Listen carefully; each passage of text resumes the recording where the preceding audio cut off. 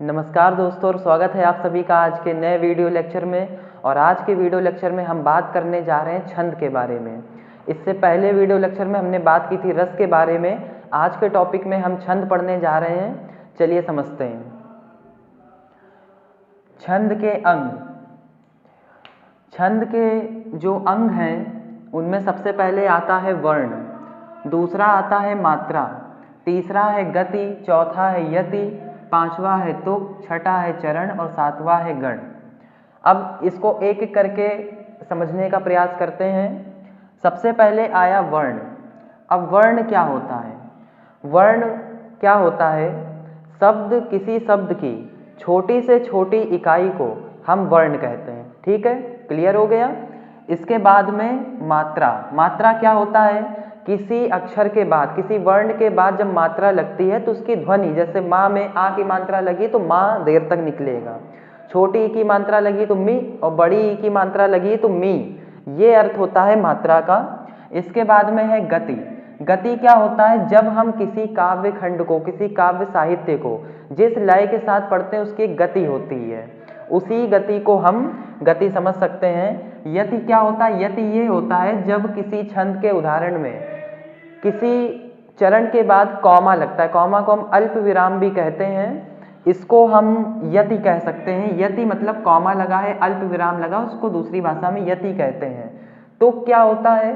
तुक को भी समझ लेते हैं। जैसे यहाँ पर मैंने एक उदाहरण लिखा हुआ है, ये एक उदाहरण लिखा हुआ है, पवन तनय संकट हरण मंगल मूर्ति रूप, राम लखन सीता सहित हृदय बसौ सुरभूप। अब इनके आप लास्ट में देख रहे होंगे, यहाँ पर भी पा आया है, यहाँ पर भी पा आया है, रूप और भूप, पा यहाँ पर कॉमन है।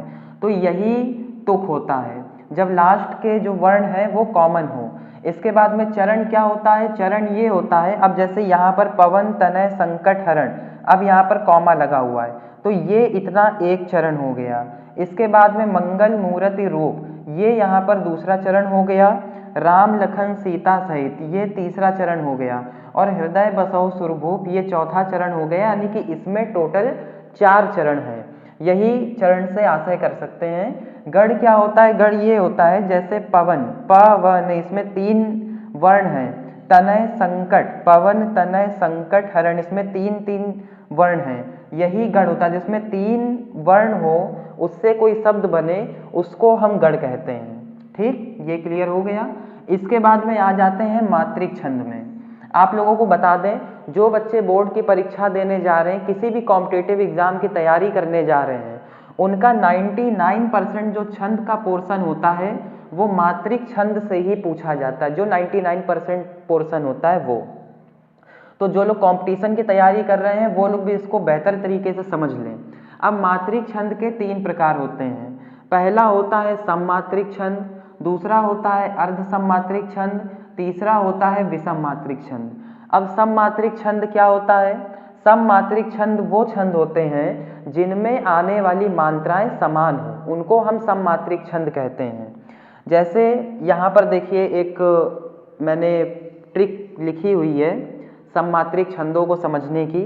इसमें देखिए, चारों गीत हरि गीतिका। अब इसका मतलब क्या है? चारों गीत हरि गीतिका का मतलब क्या है? चा से चौपाई, रो से रोला, गीत से गीतिका छंद, हरि गीतिका से हरि गीतिका छंद, ये हो गया। ये एक समझने की ट्रिक है सममात्रिक छंदों की। चारों गीत हरि गीतिका यानी कि चौपाई, रोला, गीतिका और हरि गीतिका छंद, ये 4 छंद हैं जो सममात्रिक छंद हैं। अब इनमें जो मात्राओं की बात करें तो चौपाई छंद में 16 मात्राएं, जितने भी चरण होंगे उनमें 16 मात्राएं आएंगी टोटल।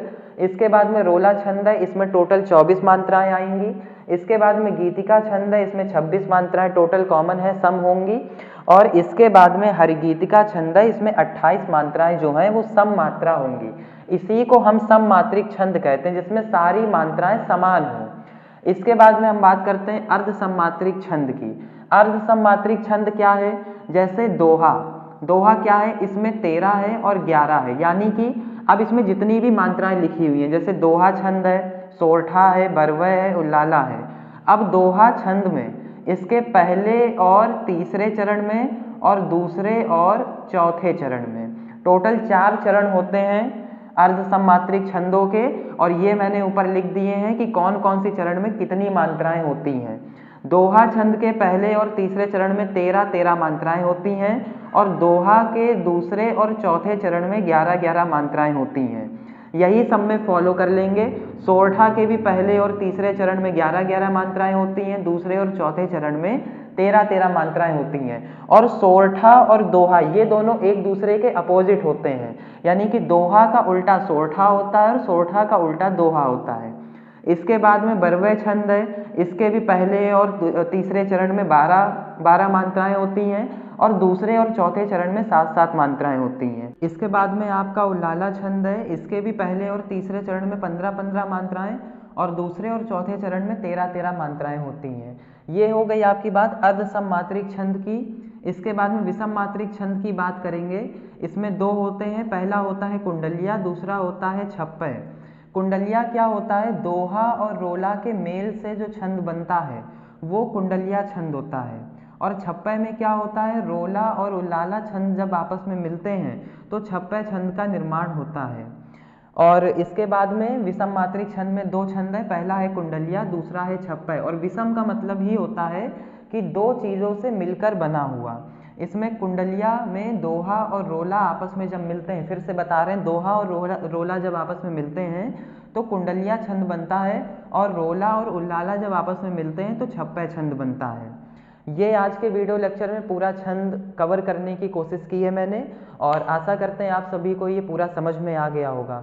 अगर समझ में आया है तो हमें कमेंट बॉक्स में ज़रूर बताइए, और वीडियो को हर जगह अपने फेसबुक ग्रुप में, व्हाट्सएप ग्रुप में अपने फ्रेंडों के साथ शेयर करिए। और चैनल में नए हैं तो चैनल को सब्सक्राइब कर लीजिए और वीडियो को लाइक कर लीजिए। मिलते हैं नेक्स्ट वीडियो लेक्चर में। धन्यवाद।